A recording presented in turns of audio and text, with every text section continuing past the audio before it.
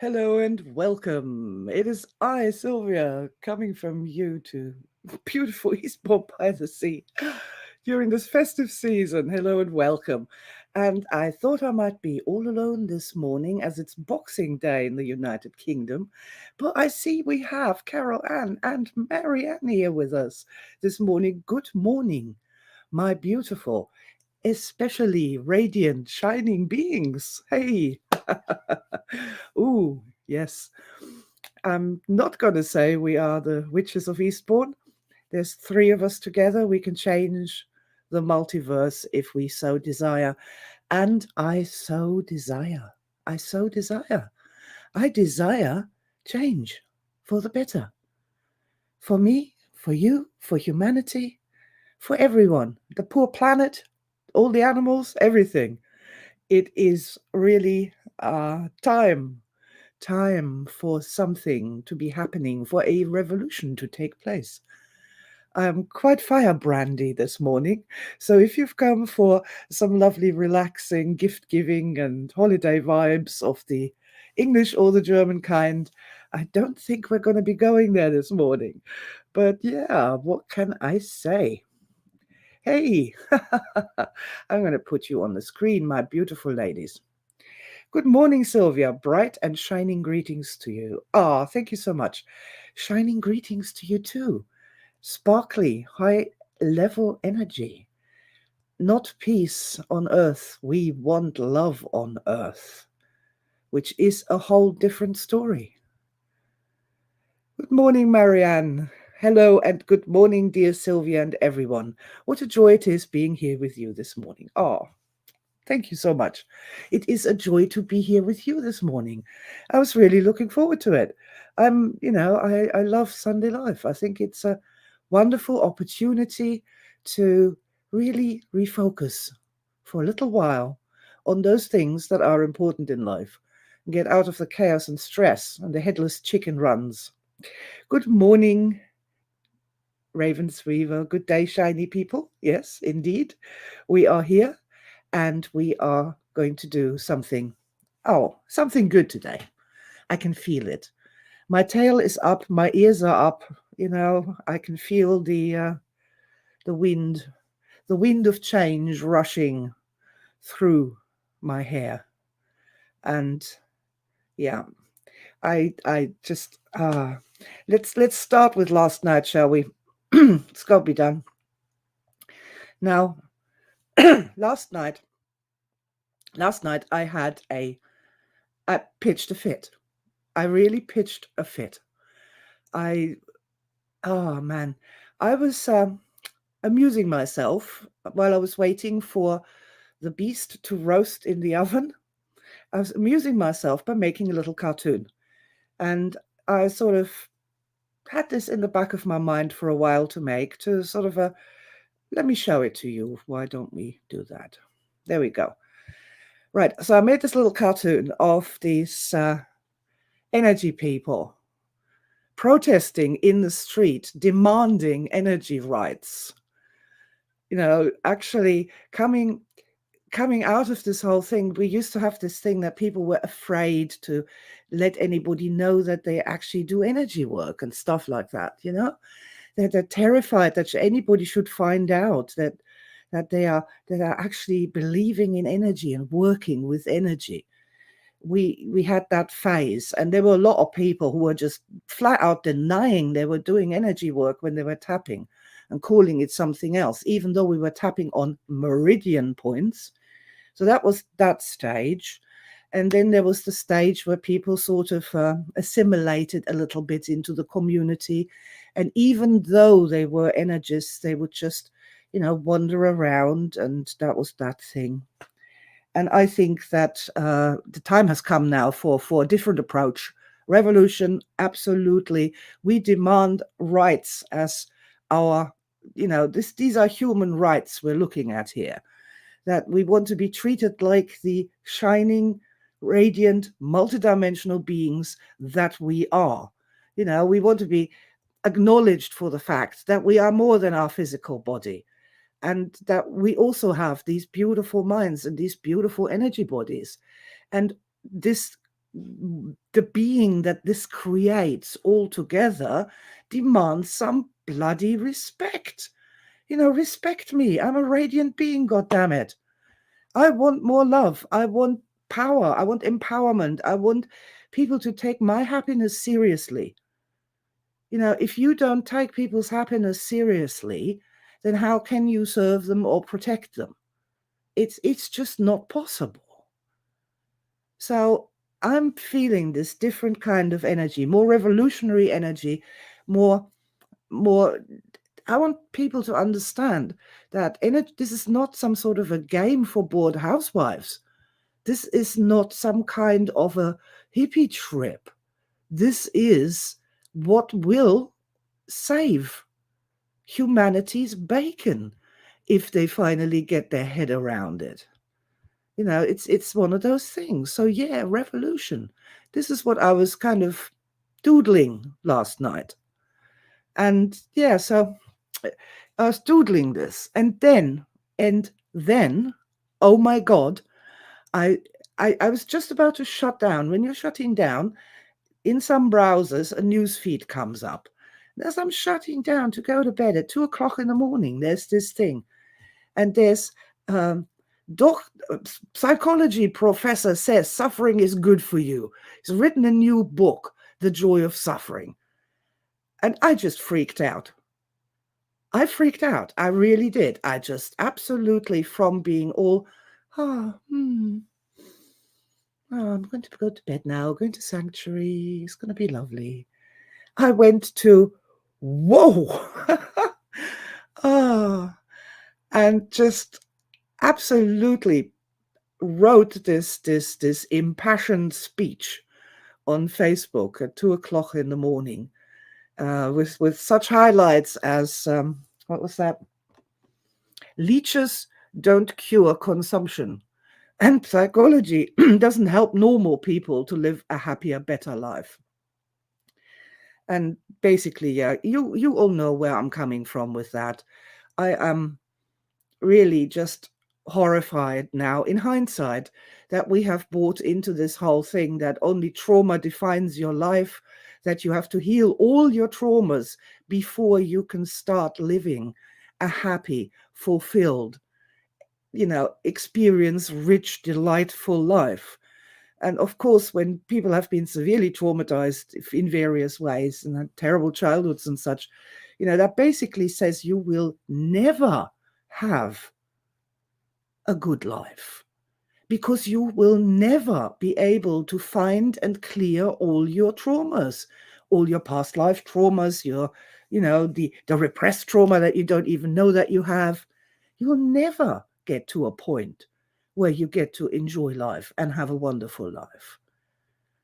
That's just, I can't believe that I bought into that for so long as well. The power of these thought matrices, the matrix. It is like being stuck in this matrix, and somehow you've got to break out of it. And luckily, I got out of it eventually. Thank God for that. And so now we are on in a different way with this. And we have to ask ourselves, so, okay, what are we now going to do? How are we going to move forward from here? What are we going to do? And there I thought last night, after I'd written my diatribe, I thought, okay, what is really essential? Where should we be starting? And I'm thinking that knowing yourself is probably a good place to start. And thank God we have Star Matrix. I just honestly, I cannot thank God enough that we have Star Matrix now. Without it, it's just not possible to make any progress in any meaningful way in personal development, in emotional healing, in answering questions such as knowing yourself. And because it was Christmas time, I got to noticing some things. I got to notice some things. And one of those is that I have spent my entire life berating myself for certain things that I'm not particularly good at. Shortcomings, if you want to call it, or failings, or I don't know, what a good person has, but I don't. Yeah, I think that's a good, healthy, normal human being, what they have, and I don't have that. I'm sorry, I'm laughing, but that's the sort of way, isn't it? That's the sort of way. That is the sort of way I've been thinking about this for all these years.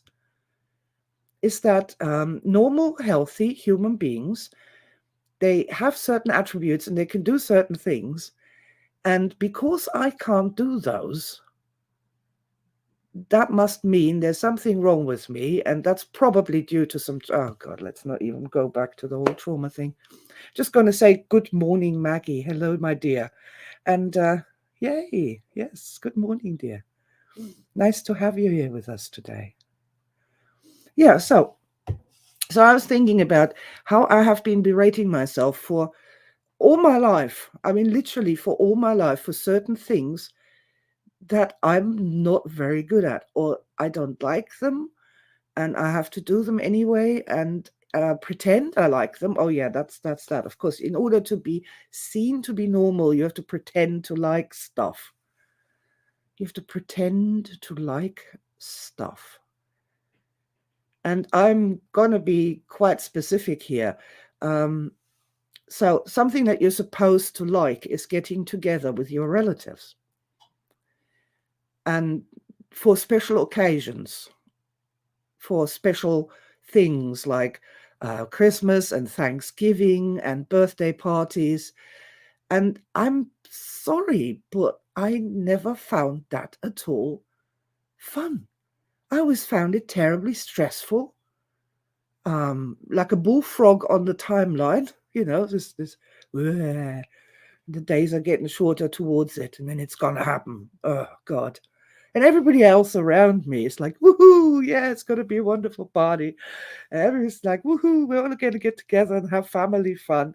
And I'm like, oh my God, yes, it's gonna be great. Yeah, you're really looking forward to it. But that's not actually true. I don't find it great. I find it incredibly stressful. If I'm not 100% on it, energy wise, I just, oh, I don't even want to go how I reverse and suffer and run away.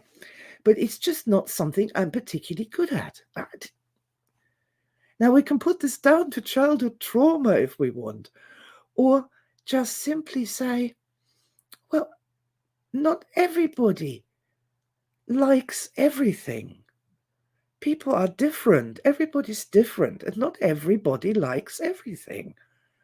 And some people just don't like these sort of formal events where people are supposed to be doing certain formal things, and everybody's pretending that they're playing that game, and it's weird. And oh man, I don't know.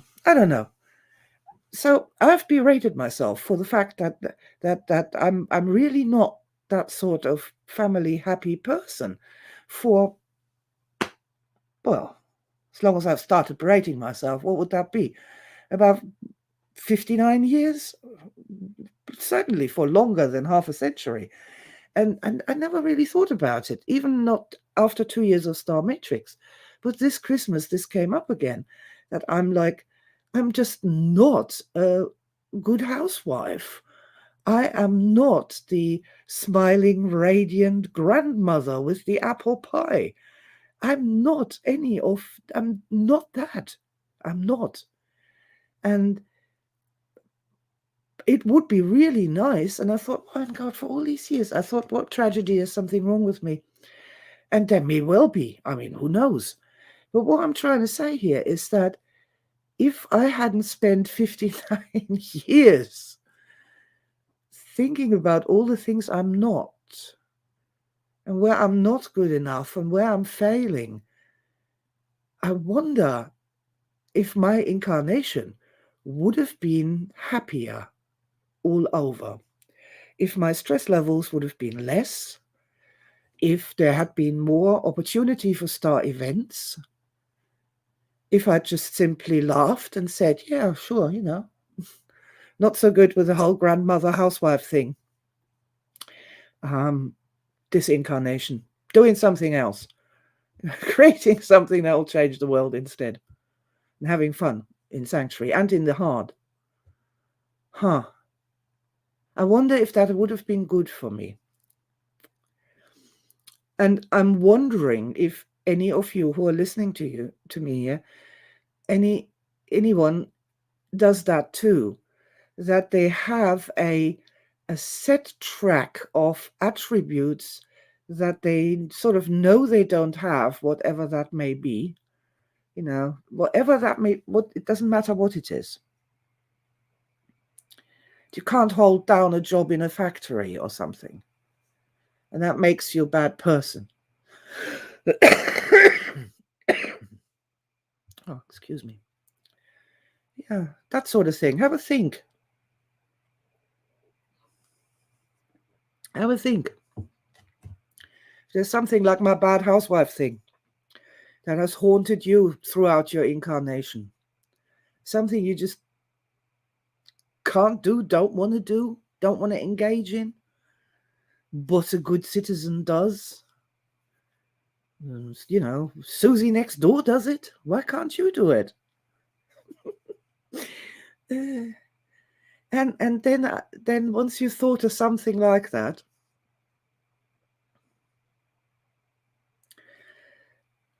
how do we turn this around? How do we turn this around? How do we get to this point where we are not doing that anymore? Where when I'm cooking a roast or something, I'm not doing that in a reverse state and against my better judgment and will, but either don't do it at all or do it with a better attitude, something like that. And to stop thinking or believing or feeling that there's something wrong with us because we don't want to, or we don't like, or we're not particularly good at. And I think those three are the same thing. They're all one thing, that we're just reversed to that. We, for whatever reason, and I don't want to get into any kind of therapy here, for whatever reason, we are reversed and say no to that thing, whatever it is. No. When that idea is brought forth that this is what's going to happen or this is what we're going to do, something inside of us goes, no, just no. And before we immediately then go and say, aha, this is a sign of your childhood trauma, we need to tap on this, we need to turn this no into a resounding yes. And then you too, Sylvia, can become a fabulous housewife that in German tradition gets up extra early so she can polish and clean the floor and pick the leaves off the lawn so the neighbors will think it's all wonderful. Before we go there, I think just saying, okay, so you say no to that. This is your right as a radiant, multidimensional being to just say no to something. And create that space where it's not some kind of sign of sickness or or a sign of mental ill health or a sign of trauma if you don't want to do a thing, but that it's just sort of your right as a human being to say that, no, I don't want to do that. I'm not interested in that. I want to do this, and this instead. And this, and this is actually my contribution to humanity. This is the gift that only I would have to give.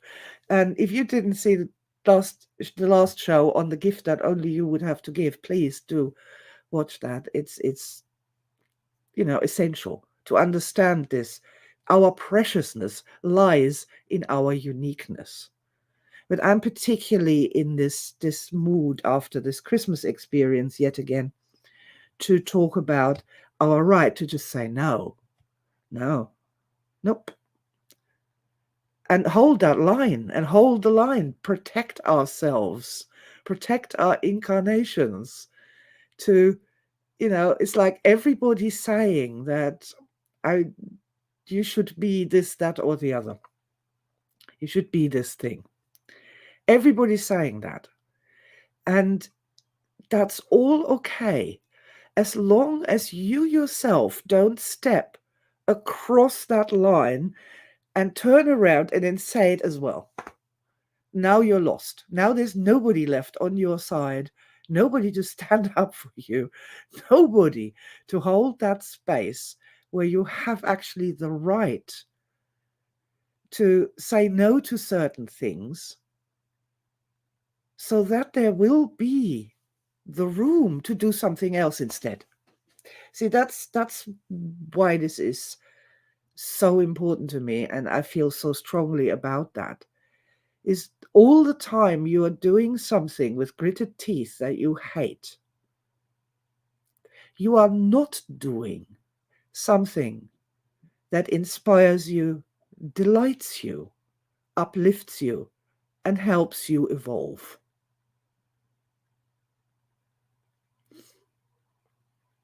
This I would like very much to understand, that there is so much lost when we are, not being ourselves, as it were. That's the topic, isn't it? When we're not being ourselves, there is so much lost. It's much, it's exponential. It is really exponential. It's not just the time spent doing that which you don't want to do and being miserable because of it, and feeling there's no one there to come to your rescue, to protect you, which, should be you in the first place. That's already sad beyond measure. But when you then add on top of that what didn't happen, what you weren't doing, what could have been wonderful, well, then we're going beyond tragedy, and I don't even have a word for that. It's so, so sad. And I'm seriously sad that I played that game for so long. That I played that game for so long, that I was comparing myself to some kind of, I don't know, societal standard model thing that is perfect, some super creature being, and always coming up short in some way as far as these certain topics are concerned. Now, there is no societal standard model for a, I don't know what you want to call that, a female spiritual leader or a female philosopher that I could have looked up to or said, oh yeah, I'd be that person instead. And this is always the case. I mean, this is not just me, this is everyone, isn't it? Really. So now I would love to know what you think about this.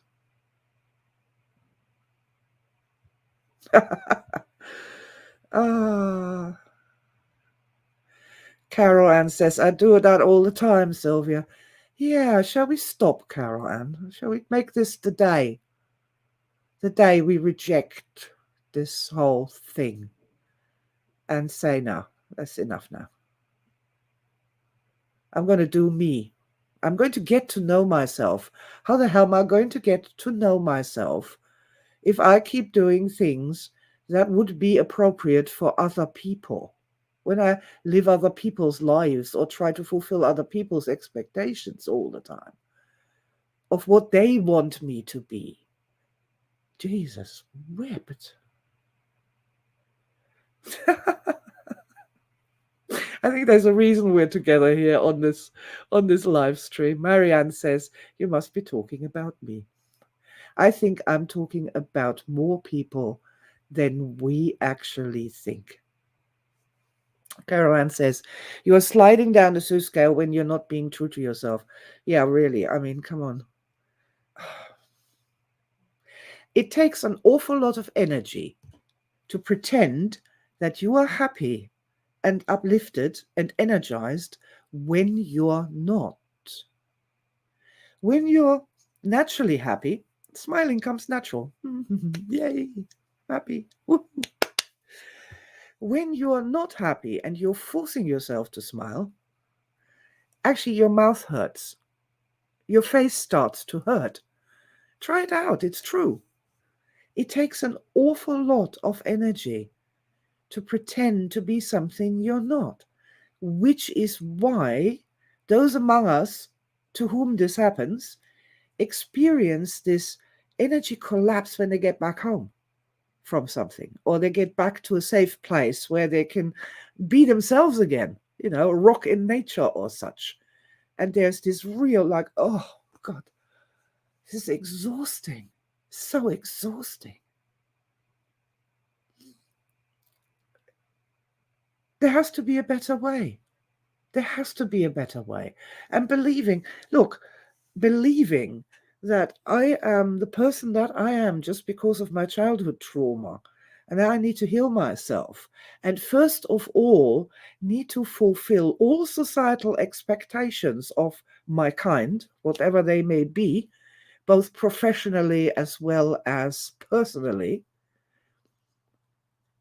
And then I get to do me.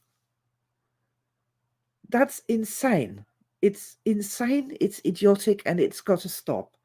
And for me, I think it really did stop, really did stop this particular holiday season. And I'm just not going to do that anymore. I'm not going to play that game anymore. I'm not. I'm not having it. I have spent 62 years living with me. And the fact is, I do know myself. And I want to put this to you, that you also do know yourself really, really well. Because you've been there in the ups and in the downs and in the in-betweens. You know exactly what makes you happy, what turns you on, and what you hate doing, and what you have possibly accepted because there's no other way. Well, yes, there is another way, and we'll find it.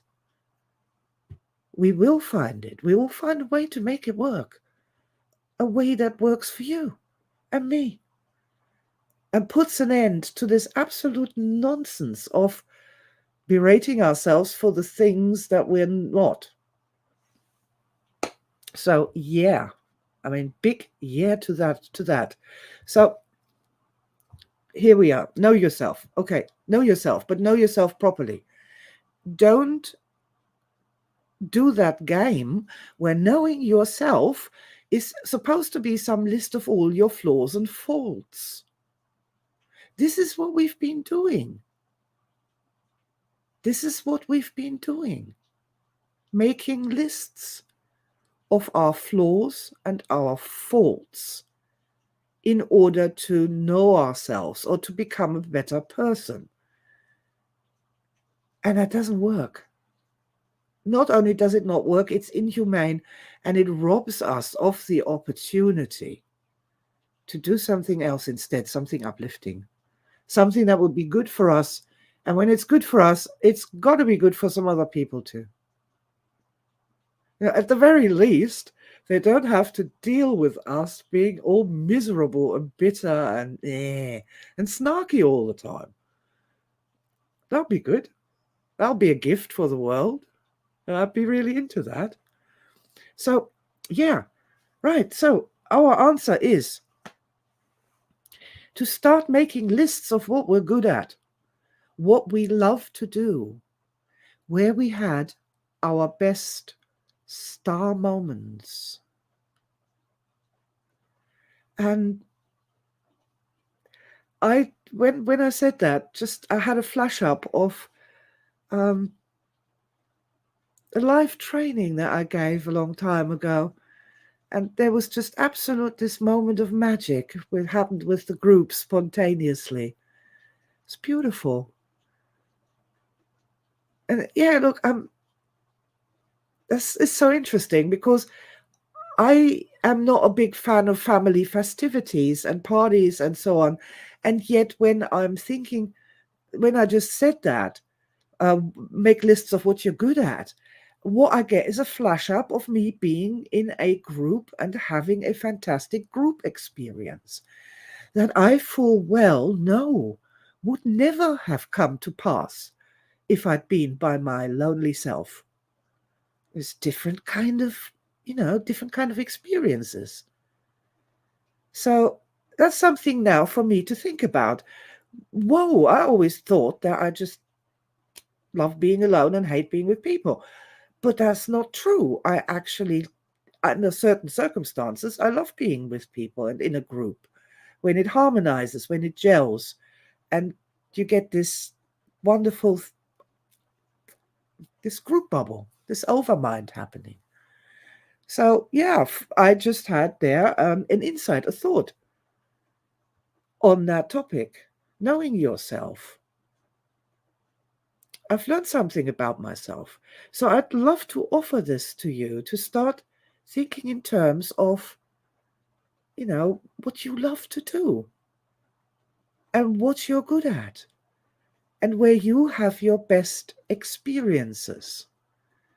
Because that's the real you. That is the real you. There we meet the real you, not a stressed version, not a pretending version, not a fake version, not a lying version. There we meet in those moments, in those star moments, we meet the real you. And as I say, I'm quite astonished. I just thought I was a loner, but it seems that on some level I'm not. I'm not a loner, no, because I'm actually on the World Wide Web with a channel that essentially anybody could see, with people on Boxing Day. Ah! Oh my God. Oh my God. Don't you hate it when you get hoisted by your own petard? When you get to know yourself a little bit better. Yeah. So what do you think?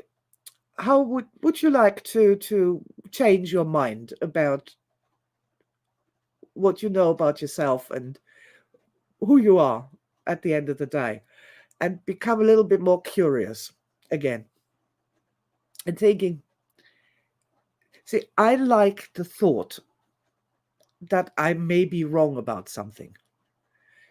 I do appreciate a lot of people are really terrified of that thought, that they to be proven wrong. But I like it because my biggest desire is to get closer to reality absolute. Because, if you want to say it like that, God awaits us in the real reality. The great creative order awaits us in the real reality. And the closer we can get to real reality, the more glorious and wonderful life becomes. This has been my experience. So if I'm wrong about something, and this wrongness creates a reality divergence, I am never more delighted than when that rubber band snaps and I'm having a moment of enlightenment and I'm going, wow, I never knew that. Oh, that's amazing. There's so much possibility now. So much we can do now. So I was wrong about thinking I'm a loner. I'm not a loner at all. I am just not the standard party girl or guy. I clearly want something more. Yeah, I want something more than fake smiles, pretend friendliness. I do. Perhaps what perhaps what I want is real love. Ooh. And perhaps that wanting that doesn't make me a bad person or a societal failure either.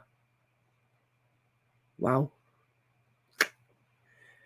Well, I've always thought if we start asking the right questions, we'll get better answers. The wrong question, which was, what's wrong with me, has been asked for way too long. That's not the way forward. We have got to start asking the question, what's right about me? What do I already know about me? And here again, don't lie and don't be fake. If you are, for example, an extraordinary creative genius, then say so.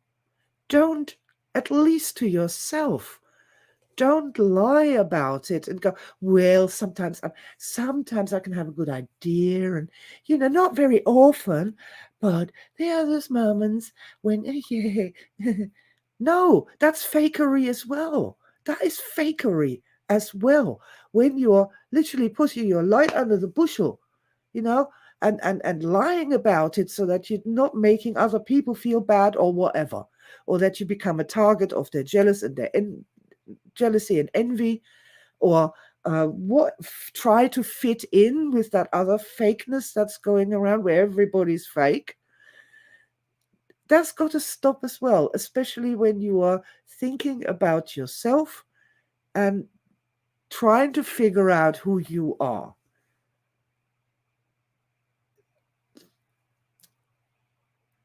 I hope I'm making some level of sense here.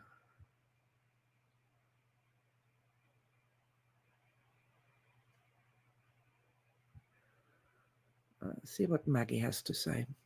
It's different when you're talking about real things rather than superficial things. Yes, superficiality is.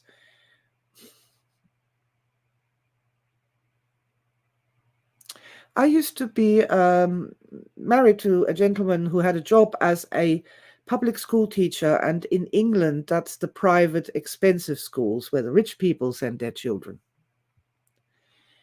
And there used to be this whole thing with the teachers and the headmaster and the people who are on the school board and what have you, and you had to go to these extremely formal occasions. And I completely appreciate that in a setting such as that, you're not having real conversations. It is all structural, it's all superficial. There is no, I don't know, it's just one of those things, It really is. It used to do my aspect's head in. My aspect didn't understand this. My aspect was always looking for real connection. And you don't get real connection in these sort of political environments. And a lot of families are political environments too, So just probably looking for love in the wrong place, really, is what I would say to the aspect who was just astonished by this.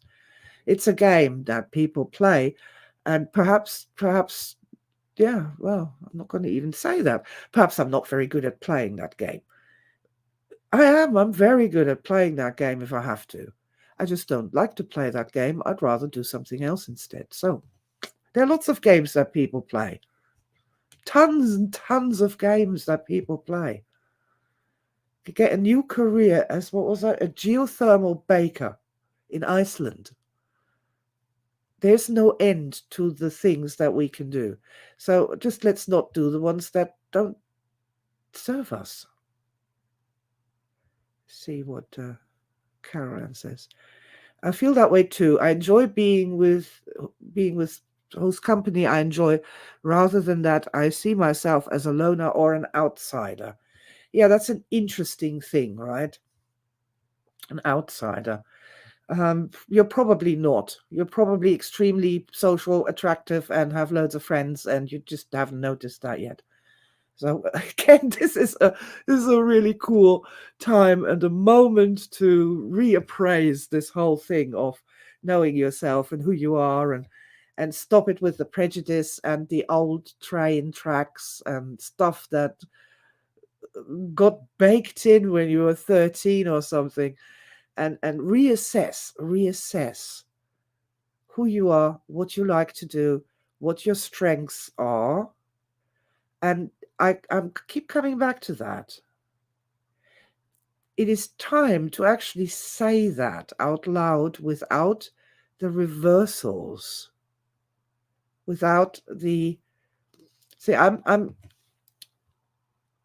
am a creative genius. By the definition of creative genius, by myself and of others, I am one. And to say that is, well, it's not societally sort of accepted or whatever. But we need to get beyond that. We need to get truth. We need to get to the truth. We do.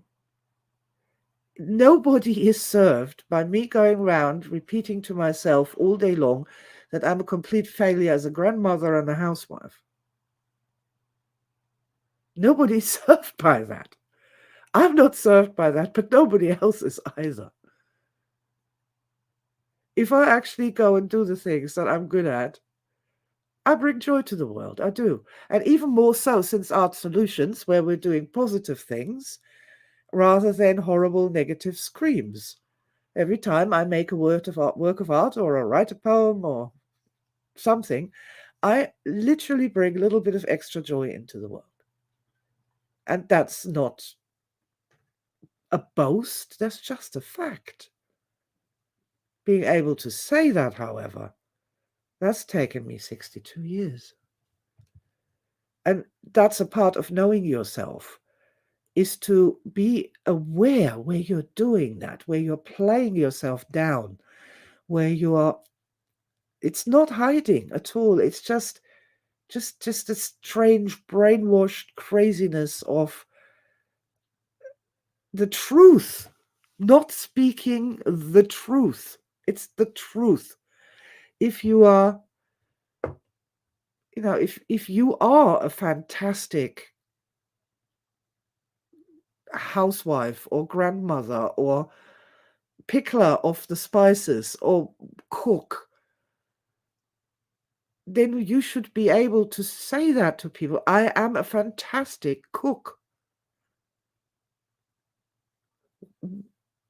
Because it's the truth, and people should know the truth about you so that they can somehow interact with you in some positive or logical manner. If you're good at something, you need to tell people what that is, or else how should they know? But most of all, you need to be able to say that to yourself into your magic mirror clearly, without pain, without suffering, and if they, and emo it if necessary. Yeah, I'm a creative genius. I am. Absolutely. There. I still have some churning in the stomach of saying it. I'll work on that. And I hope you will too, when you will consider what, not only what you're good at, but what absolutely delights you. And yeah, and this is where I would like to, because we've been here a while, like to come to an end with. You see, this is about what delights you. It's not necessarily about what you're good at. Singing, dancing, playing guitar delights me. And I'm absolutely, according to societal standards, I'm not a good singer. I'm a terrible guitar player. Some might say my poetry sucks. I don't think so. I think my poetry rocks. Else I wouldn't write it down, for God's sake, in the way that I do. Yeah, I think my poetry is great. It's brilliant. It brings me joy. I think it's awesome. I love it when I read old pieces again. I think it's marvelous. That's my truth. Now, a lot of people can come in and say how terrible my poetry is or what have you, according to their judgments, but that's neither here nor there. Knowing that I enjoy writing poetry and that they're gifts to my aspects, my future aspects, That's just delightful. It's wonderful. And it's good to know about me because that will encourage me to write more poetry. And I enjoy that. And there'll be more gifts to the aspects in the future who will read the poetry and go, wow, that's awesome. That made me feel happy today. So, yeah, being a bit truthful about what you're good at or what you love to do or what inspires you. And it doesn't, as long as you are having fun with it and it is good for you, the singing, the dancing, the whatever it is, whatever it is. It doesn't have to be good according to some sort of university standard. You do you. Do your thing. If you're enjoying it, if it brings joy to you, then somehow it can't but bring joy to other people too. This is what I believe. And yeah,